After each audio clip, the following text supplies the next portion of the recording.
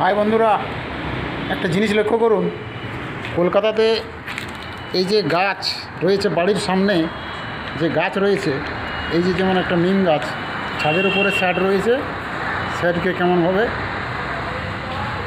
ধরে দিয়েছে। এই যে এখানে রয়েছে গাছ,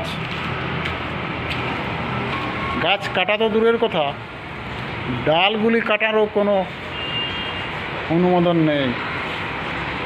আবার এই গাছটি রয়েছে এইখানে, লক্ষ্য করুন, এটাতে নিচে কোনো ছাদ নেই, আর পুরো ডালটাই আছে এর উপরে চেপে গেছে। তবুও না আছে গাছ কাটার অনুমতি, না পাবে ডাল কাটার।